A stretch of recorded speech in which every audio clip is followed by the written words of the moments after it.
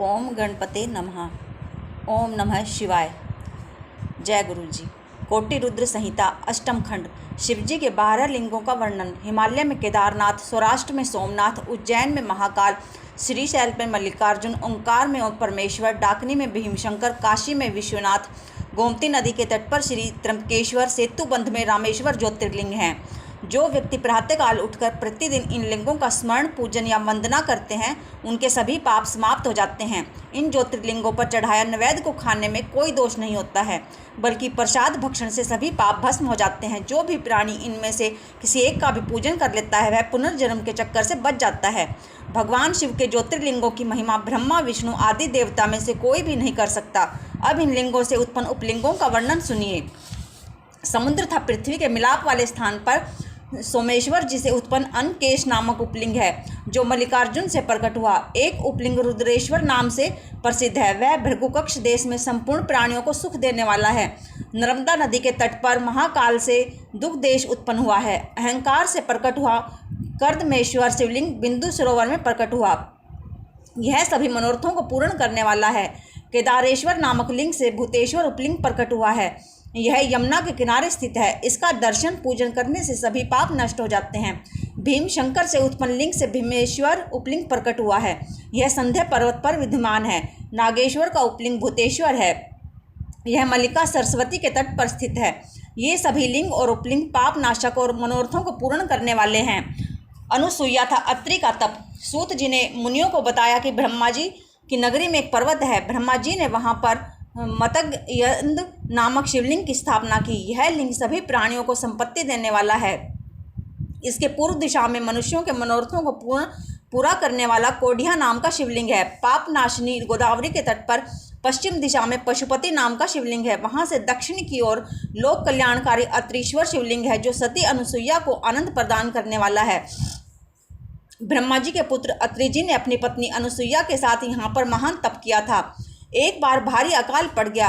अन्न जल का अभाव हो गया। भूख प्यास से प्राणी मरने लगे। पेड़ सूखकर गिरने लगे। खाने के लिए कुछ भी ना रहा।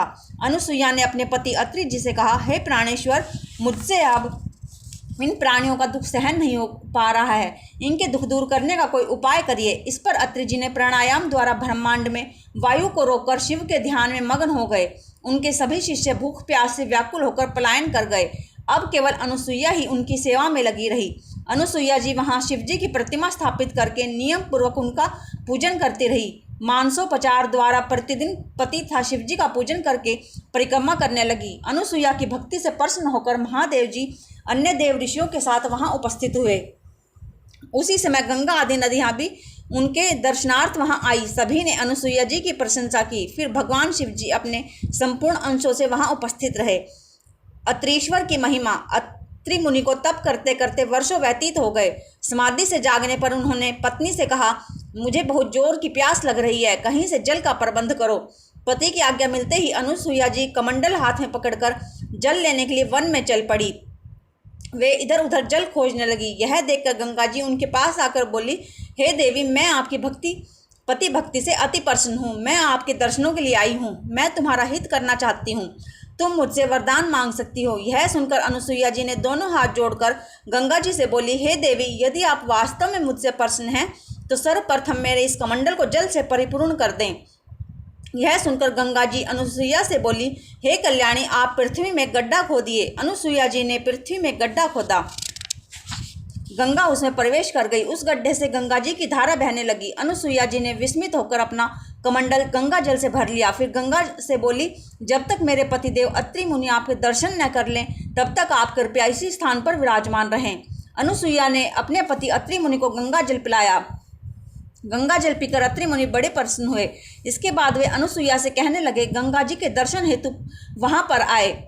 वहाँ गंगा जी अपनी तरंगों से लहराती हुई दिव्य दर्शन दे रही थी। महर्षि अत्रि ने धन्य धन्य कहकर उनकी स्तुति की।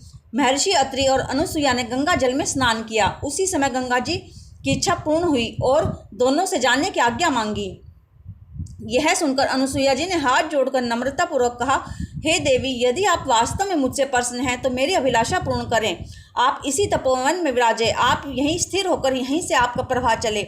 ऋषि अत्रि जी ने प्रार्थना की, हे देवी, हमारे तप में सहायक बनकर यहीं विराजमान रहें। उनकी प्रार्थना सुनकर गंगा जी ने अनुसुईया से कहा, यदि आप मुझे यहीं पर रखना चाहते हैं तो मेरी एक इच्छा पूर्ण करनी पड़ेगी। आपने अपने पतिदेव के लिए जो आशीर्वाचन किया है उसमें से 1 वर्ष का फल मेरे लिए अर्पण करें। अनुसुईया ने गंगा जी की इच्छा पूर्ण कर दी। गंगा जी वहीं पर विराजमान हो गई। तभी भगवान शिव वहां प्रकट हुए। पति पत्नी दोनों ने विधि पूर्वक नम्रता से उनकी पूजा अर्चना और स्तुति करते हुए बोले, हे प्रभु, आप यदि प्रसन्न हैं तो जगदम्बा पार्वती सहित यहीं पर निवास करने की कृपा करें। इस तपोवन में जो अकाल ग्रस्त है, वर्षा के द्वारा अनादि की उत्पत्ति होने लगे था चराचर समस्त जीव सुखी हों। शिवजी ने प्रसन्न होकर तथास्तु कहकर अत्रीश्वर के नाम से संसार में प्रसिद्ध हुए। गंगा जी भी वहां मंदाकिनी नाम से रहकर प्रसिद्ध हुई। उसी कुंड में गंगा की धारा प्रभावित होने लगी। अत्रि मुनि का आश्रम सैदव के लिए हरा भरा हो गया। सभी ऋषि लौट आए और वहीं पर रहने लगे। नंदिकेश्वर की महिमा। कालांतर पर्वत पर नीलकंठेश्वर नामक शिवलिंग है जो भक्तों के लिए कल्याणकारी है। वहां पर एक सुंदर कुंड है, उससे सभी पाप भस्म हो जाते हैं। मुक्ति तो उसमें स्नान करने वाले के अधीन हो जाती है। रेवा नदी के किनारे सदाशिव के असंख्य शिवलिंग स्थापित हैं। उनमें से मुख्य मुख्य लिंगों की महिमा का वर्णन करता हूँ। यहाँ एक आर्तेश्वर नाम का ज्योतिर्लिंग है। यह संपूर्ण पापों का नाश करने वाला है। यहाँ पर परमेश्वर सिद्धेश्वर नाम के 2 और शिवलिंग विद्यमान हैं। पवित्र रेवा नदी के तट पर तिछोश्वर, रामेश्वर, पुंडरीकेश्वर और मंडेश्वर नामक 4 शिवलिंग और भी हैं।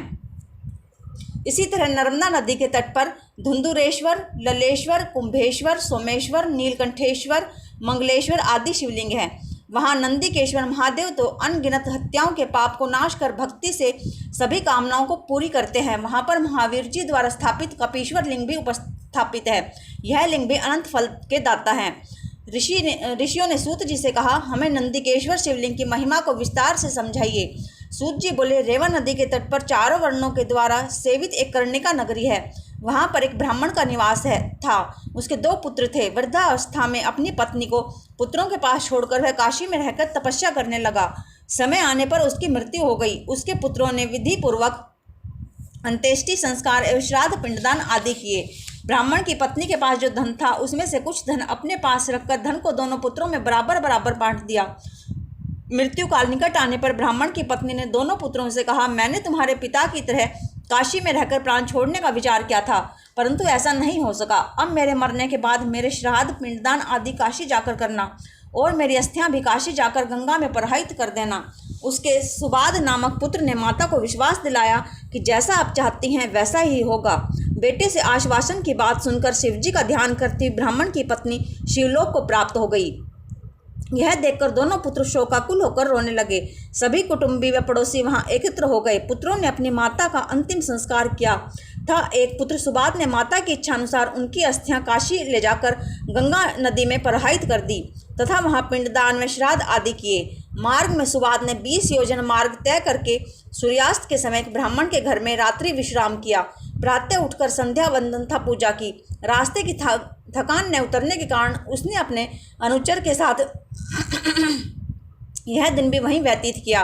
रात्रि आने पर एक अद्भुत घटना हो गई। उस घर का स्वामी उस दिन शाम को के समय कहीं बाहर जाने को तैयार हुआ तो उसे याद आया कि आज मैंने गाय का दूध नहीं धोआ है। इस पर वह अपनी पत्नी से बोला, दूध निकालने के लिए बर्तन लाओ और खूंटे से बछड़ा खोलो। यह सुनते ही उसने पति को दूध निकालने के लिए बर्तन दिया और बछड़ा खोलकर गाय के पास ले आई।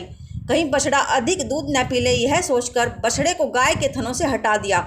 इससे बछड़ा खूब उछलने कूदने लगा। ब्राह्मण के अधिक रोकने के प्रयत्न करने पर उसके पांव में ठोकर लग गई। इस पर ब्राह्मण ने बछड़े को मार पीट कर दूध निकाला और अपने कार्य के लिए चल पड़ा। गाय बछड़े के लिए बहुत दुखी हुई। वह रंभा रही थी। यह देखकर बछड़े ने माता को धैर्य बंधाते हुए कहा, तुम रो मत, धैर्य रखो। यह सब कर्मों का खेल है। जो जैसा करता है वैसा ही फल पाता है। मुझे निरपराध को मारने का फल इसे अवश्य मिलेगा। बछड़े की बात सुनकर गाय शोकाकुल होकर बोली, मैं बड़ी हतभागिनी हूँ। मुझे तभी शांति मिलेगी जब मैं इस ब्राह्मण से बदला ले लूँगी। मेरी तरह यह भी दुख भोगेगा। बछड़ा कहने लगा, हम अपने पूर्व जन्म के पापों का फल भोग रहे हैं। जो पशु बनकर यहाँ तरह तरह के फल भोग रहे हैं, अब यदि इस जन्म में इस ब्राह्मण को मारोगी तो पाप लगेगा। यह ब्रह्म हत्या तो पाप महापापों में आती है। इसलिए माताजी आप धैर्य धारण कर शुभ कर्म करो, पाप कर्म में प्रवृत्त न हो। बछड़े की बात सुनकर गाय बोली, हे पुत्र, तुम मुझे ज्ञान की बातें समझा रहे हो, तुम्हारा कथन सत्य है, परंतु गाय को सताने का भी ब्राह्मण को दंड मिलना चाहिए। मैं प्रातःकाल होते ही इसका नाश कर दूंगी। ब्रह्म हत्या के पाप को भी दूर करने का मैं उपाय जानती हूँ। मैं वहां जाकर ब्रह्म हत्या का भी निवारण कर लूंगी। यह सुनकर बछड़ा शांत हो गया। इधर ब्राह्मण जो अपनी माता की अस्थियां काशी ले जाना चाहता था, वह गाय और बछड़े का संवाद सुन रहा था। उसने सोचा कि मैं प्रातःकाल देखूंगा कि गाय किस प्रकार ब्राह्मण से बदला लेती है तथा किस प्रकार स्वर्ग या नरक लोक में जाकर ब्रह्म हत्या के पाप को दूर करेगी। प्रातःकाल घर के स्वामी ने अपने पुत्र से कहा कि मुझे एक आवश्यक कार्य से बाहर जाना है, तुम गाय का दूध निकाल लेना। इस प्रकार बोलकर ब्राह्मण घर से बाहर चला गया। ब्राह्मण पुत्र ने खूंटे से बछड़ा खोल दिया और गाय को धोने की तैयारी करने लगा। लड़के की माता भी वहां पहुंच गई। रात्रि की तरह ही ब्राह्मण पुत्र ने बछड़े की पिटाई की। यह देखकर गाय को गुस्सा आ गया। उसने अपने दोनों सिंगों से ब्राह्मण के बेटे की बगल में मार दिया। इससे वह बेहोश होकर पृथ्वी पर गिर पड़ा। यह देखकर उसकी माता ने शोर मचा दिया। आस पड़ोस के व्यक्ति एकत्र हो गए। उसका पिता भी शोर सुनकर भाग कर आया। वह पुत्र को बेहोश देखकर रोने लगा। थोड़े समय बाद बच्चे के प्राण निकल गए। चारों ओर हाहाकार मच गया। गाय को ब्राह्मण ने डंडे से पीटकर घर से निकाल दिया। गाय का बछड़ा भी उसके पीछे पीछे चल पड़ा। ब्रह्म हत्या के कारण गाय का रंग सफेद से काला हो गया। यह देखकर सब लोग विस्मय करने लगे। यह सब देखकर सुबाद नाम का पाथिक भी आश्चर्यचकित होकर उनके पीछे पीछे चल दिया। धीरे धीरे गाय नर्मदा के तट पर पहुंच गई, जहां पर नंदीकेश्वर विराजमान थे। गाय नर्मदा के जल में घुस गई। उसने जल में कई गोते लगाए। उसका काला रंग धुलकर फिर से सफेद रंग की हो गई। सुबाद गाय के रंग के बदलने से आश्चर्यचकित रह गया। वह नित्य कर्म से निपटकर काशी को चल पड़ा। गाय भी अपने पूर्व स्थान को चली गई। काशी के लिए जाते समय सुबाद को रास्ते में एक सुंदरी सर्वालंकारों से सुसज्जित मिली। वह मंद मंद मुस्कुराती सुबाद के पास आकर बोली, हे मान्यवर, आप अत्यंत खुश दिखाई दे रहे हैं। आप कहाँ से आ रहे हो और कहाँ जा रहे हो? सुबाद ने उसे अपना सारा हाल बता दिया। उसने बताया कि मैं अपनी माता की अस्थियां काशीपुर से गंगा में प्रवाहित करने जा रहा हूँ, क्योंकि मरते समय मेरी माता की यही आज्ञा थी। यह सुनकर युवती बोली, हे ब्राह्मण देवता, आप बहुत भोले हो। अब कहाँ कहाँ भटकते फिरोगे? यह तीर्थ भी बहुत पवित्र है, इसलिए अस्थियों को इसी तीर्थ में प्रवाहित कर दो। यहाँ पर प्रतिवर्ष वैशाख शुक्ल सप्तमी को गंगा जी भी आती है और आज यह पवित्र तिथि है, इसलिए देर मत करो। इतना कहकर वह स्त्री वहीं अंतर्ध्यान हो गई। यह सुनकर सुबाद अपने सेवक के साथ इस पवित्र नदी के तट पर लौट आया और अस्थियों को नदी के जल में प्रवाहित कर दिया। अस्थियों के प्रवाहित करते एक आश्चर्यजनक घटना घटित हो गई। उसने देखा कि उसकी माता दिव्य शरीर धारण करके उससे कह रही है कि तुम धन्य हो जो तुमने मुझे सदगति प्रदान करने में सहायता प्रदान की। तुम हमेशा सुखी रहोगे, तुम्हें किसी चीज़ की कभी कोई कमी नहीं होगी, तुम दीर्घ आयु वाले होगे तथा तुम्हारा वंश वृद्धि को प्राप्त होगा। इस प्रकार उसकी माता सुबद को आशीर्वाद देती हुई शिवजी के धाम को विमान पर आरूढ़ होकर चली गई। सुबाद भी अपने घर को प्रस्थान कर गया। सूत जी से ऋषियों ने कहा, आप हमें यह चरित्र बताने की कृपा करें कि गंगा जी प्रतिवर्ष वैशाख शुक्ल सप्तमी को नर्मदा नदी में किस लिए आती हैं? सूत जी ने बताया, हे ऋषियों, एक ब्राह्मण था, उसकी पत्नी का नाम ऋषि था। वह नर्मदा नदी के तट पर रहती थी। उसका पति पूर्व जन्म के पापों के कारण तरुण अवस्था में मर गया था। उस बाल विधवा ने नंदीकेश्वर महादेव की बड़ी तपस्या की। वह शिवजी के ध्यान पूजन भजन में तल्लीन रहने लगी। वह पार्थिव लिंग बनाकर तपस्या में लीन रहने लगी। उन दिनों एक दुष्ट असुर उधर आ निकला। वह बहुत ही शक्तिशाली था, मायावी था। उसकी दृष्टि बाल विधवा तपस्विनी पर पड़ गई। वह उसके रूप पर मोहित हो गया था, तरह तरह के प्रलोभन देने लगा। उसने कामांध होकर अपनी वासना की तृप्ति के लिए उससे कहा। तपस्विनी ने उसकी ओर देखा तक नहीं। अब उस असुर ने अपनी माया द्वारा डरावने रूप दिखाने प्रारंभ कर दिए और उसे पकड़ने के लिए दौड़ा। वह डर कर शिवलिंग से चिपट गई और शिवजी से प्रार्थना करने लगी। उसकी आर्त पुकार सुनकर भगवान शिवजी प्रकट होकर हाथ में त्रिशूल धारण किए उस दुष्ट को वहीं भस्म कर डाला। इसके पश्चात उसे सौम्य रूप से दर्शन देकर वरदान मांगने को कहा। वह ब्राह्मणी हाथ जोड़कर प्रार्थना करने के बाद विनीत स्वर में बोली, हे प्रभु, आप भक्तों के रक्षक और शरणागत वत्सल कहलाते हैं। आपके चरण कमलों में मेरा बार बार प्रणाम स्वीकार हो। मेरी हार्दिक इच्छा है कि आप इसी पार्थिव लिंग में सदैव विराजमान रहें और आपके चरणों में मेरी भक्ति सदा बनी रहे। शिवजी बोले, हे देवी, तुम्हारी अभिलाषा अवश्य पूरी होगी। इधर पतित पावनी गंगा जी भी लहराती हुई दिव्य रूप धारण कर ब्राह्मणी के पास आकर बोली, हे कल्याणी, मैं तुमसे बहुत प्रसन्न हूँ। मैं प्रतिज्ञा पूर्वक कहती हूँ कि प्रतिवर्ष वैशाख शुक्ल सप्तमी के यहाँ आया करूँगी। इसका कारण यह है कि जहाँ भोले शंकर का निवास हो जाता है वहाँ मेरा आगमन परमावश्यक हो जाता है। गंगा जी का यह कथन सुनकर ब्राह्मणी अति प्रसन्न हुई। भगवान भोले शंकर तभी से इस पार्थिव लिंग में विराजमान हो गए। तभी ये वैशाख शुक्ल सप्तमी के दिन गंगा जी वहाँ आने लगी। तभी से यह तीर्थ नंदिकेश्वर नाम से प्रसिद्ध हुआ। चंडाली की मुक्ति। चंडाली पूर्व काल में एक ब्राह्मण कन्या थी। उसका नाम सौमिनी था। विवाह योग्य होने पर उसका विवाह एक श्रेष्ठ ब्राह्मण के साथ कर दिया गया। विवाह के पश्चात वह भोग विलास में पड़ गई। इस कारण उसका पति रोगी बन गया। इस कारण कुछ दिनों के पश्चात उसके पति की मृत्यु हो गई। पति की मृत्यु के पश्चात उसकी भोग लिप्सा और भी बढ़ गई। परिणाम स्वरूप वह एक वेश्या बन गई। उसके परिवार वालों को यह सहन नहीं हुआ और उसकी चोटी को पकड़कर घसीटते हुए निर्जन वन में छोड़ आए। वह वन में घूमते घूमते एक शूद्र के घर पहुंच गई। शूद्र को उसको देखकर उसकी काम वासना जागृत हो गई।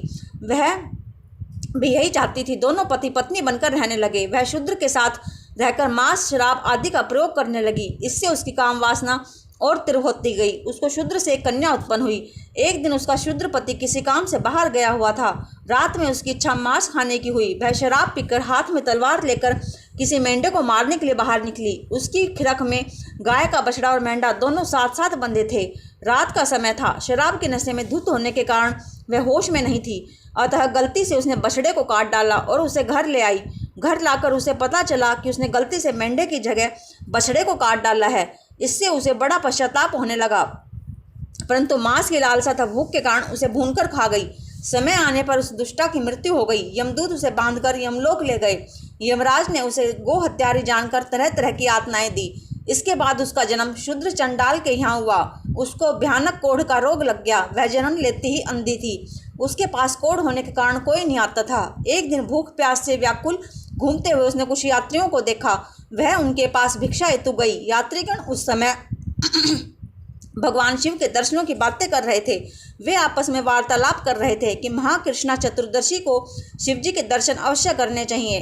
अब वह वहां पहुंचकर उनके दर्शन अवश्य करेंगे। यह सुनकर चंडालिनी ने भी उस दिन शिव जी के दर्शन करने का निश्चय कर लिया। वह रास्ते में भीख मांगते हुए गोकर्ण तीर्थ में पहुंच गई। महाकृष्ण चतुर्दशी की वह प्रतीक्षा करने लगी। जब एक दिन शेष रह गया तो वह दुखियारी भूखी प्यासी एक वैश्य के दरवाजे पर पहुंची। उस समय वैश्य के हाथ में बेल की मंजरी थी। उस समय वैश्य ने भिखारिन की आवाज़ सुनकर उसकी झोली में बेल की मंजरी को लाकर पटक दिया। भूखी प्यासी भिखारिन चंडालिनी ने झोली में हाथ डालकर बेल की मंजरी को बाहर फेंक दिया। वह बेल की मंजरी पृथ्वी पर न गिरकर शिवजी के लिंग पर जाकर पड़ी। उस बेल मंजरी के शिवजी के छू जाने पर चंडालिनी के समस्त पाप नष्ट हो गए। इस दिन महाकृष्ण चतुर्दशी थी। उस दिन उसे भीख में कुछ नहीं मिला। इससे उसका निराहार चतुर्दशी का व्रत हो गया। भूख के कारण वह रात भर जागती रही। इससे उसका रात्रि जागरण हो गया। शिवजी की इच्छा अनुसार उसी दिन उसकी मृत्यु हो गई। शिवजी की कृपा से वह विमान में शिवलोक को चली गई। महाबल शिवजी के महिमा। इक्ष्वाकु वंश में मित्रसिंह नाम का एक अत्यंत धनुषधारी राजा हुआ था। वह बहुत ही पुण्यात्मा था। उसकी रानी का नाम दमयंती था। वह भी नल की पत्नी दमयंती की तरह पतिव्रता स्त्री थी। एक दिन राजा मित्रसिंह शिकार हेतु सेना के साथ एक घने जंगल में गया। वहां उसने देखा कि कर्मठ नाम का दानव महात्मा मंडप को तंग कर रहा है। राजा ने अपने बाण से उस दानव को मौत के घाट उतार दिया। दानव के छोटे भाई ने राजा से बदला लेने का निश्चय कर लिया। बदला लेने के लिए उसने वेश बदलकर राजा के यहाँ नौकरी करने आया। वह राजा से बोला, मैं एक उत्तम रसोइया हूँ। षट्रस व्यंजनों को बना बनाकर आपको तृप्त करता रहूँगा। राजा ने उस कपटी को अपना रसोइया बना लिया। एक दिन गुरु जयंती का पर्व आया। राजा ने गुरु वशिष्ठ को निमंत्रण भेजा। गुरुदेव नियत समय पर राजा के वहां पहुंच गए। उस कपटी रसोई दानव ने यह अच्छा अवसर जानकर साग में मांस मिलाकर बना दिया था। उस साग को वशिष्ठ जी के आगे परोस दिया। गुरुदेव उस साग को देखकर समझ गए कि इसमें मांस मिला हुआ है। इसलिए क्रोध में भरकर वे राजा से बोले, हे पापी दुष्ट राजा, तूने मुझे मांस युक्त भोजन साग परोसा है। मैं तुझे श्राप देता हूँ। कि तू दानव बन जा। श्राप देने के बाद मुनि वशिष्ठ सोचने लगे कि इसमें राजा का तो कोई दोष नहीं है, यह तो कपटी रसोइये का अपराध है। इतना सोच विचार कर मुनि प्रसन्न होकर राजा से बोले, हे राजा, तुमने अपने रसोइयों की नियुक्ति सोच समझकर नहीं की। यह तो एक दैत्य है, इसी का यह कार्य था। अब मेरा दिया श्राप तो हट नहीं सकता, परंतु तुम्हें 12 वर्ष तक राक्षस योनि में रहना पड़ेगा। इतना कहकर गुरु वशिष्ठ चले गए। श्राप के कारण राजा एक बड़ा भारी राक्षस बनकर वन जीवों में मार मार कर खाने लगा। एक दिन वह घूमते हुए एक आश्रम पर जा पहुंचा। उसने वहां एक मुनि को देखा। वह मुनि अभी तरुण अवस्था में थे। तरुण मुनि को देखकर वह लालित होकर उन्हें पकड़ने को दौड़ा। मुनि पत्नी तरुणी ने उसे देख लिया। उस मांसाहारी राजा ने उस मुनि को खाने के लिए पकड़ लिया। मुनि की पत्नी ने हाथ जोड़कर नम्रतापूर्वक कहा, आप उन्हें छोड़ दो और मुझे पकड़ लो। परंतु उस बूढ़े राक्षस बने राजा ने उसकी एक न सुनी और तरुण मुनि को फाड़ कर खा गया और हड्डियों को इधर उधर फेंक कर चला गया। मुनि की पत्नी ने रोते हुए मुनि की हड्डियों को चुनकर चिता बनाई और उस विकराल राक्षस को श्राप देते हुए कहने लगी, हे नीच राक्षस, तूने मेरे पति को मारकर मेरा सुख चैन नष्ट कर दिया है। अतः तू जब भी किसी स्त्री के साथ संभोग करेगा तो तेरी मृत्यु हो जाएगी। राक्षस को श्राप देकर मुनि की पत्नी सती हो गई। राजा को मिले श्राप को 12 वर्ष व्यतीत हो गए। 12 वर्ष के बाद राजा को अपना पहला शरीर प्राप्त हो गया। उसने महल में जाकर अपनी रानी को सारा वृतांत तथा मुनि पत्नी के श्राप की बात बताई। वह श्राप सुनकर रानी रति क्रीड़ा की इच्छा रखते हुए भी पति को अपने पास नहीं आने देती थी। रानी के अभी तक कोई संतान न थी। इसी कारण राजा बहुत दुखी रहने लगा। एक दिन राजा वन में चला गया। वहां उसने एक भयानक स्वरूप वाली ब्रह्म हत्या को देखा।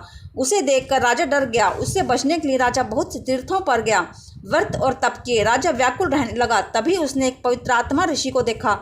उन ऋषि का नाम गौतम था। राजा ने मुनि के चरणों में नतमस्तक होकर प्रणाम किया और मुनि पत्नी के श्राप की बात उन्हें बताई। राजा ने मुनि से श्राप की निवृत्ति का उपाय पूछा।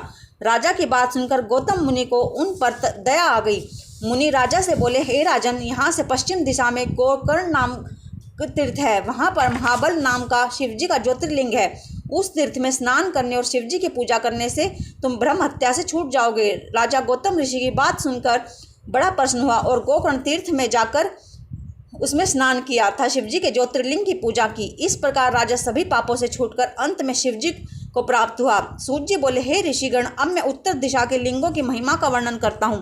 गोकर्ण नाम का एक दूसरा और तीर्थ है। यह तीर्थ बहुत ही पवित्र और रमणीक स्थल है।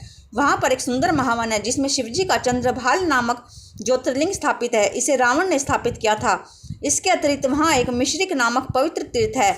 वहाँ पर महर्षि दधीची द्वारा स्थापित दधीचेश्वर ज्योतिर्लिंग है। तीर्थ यात्री यहाँ आकर शंकर भगवान का पूजन करके कृतार्थ हो जाते हैं।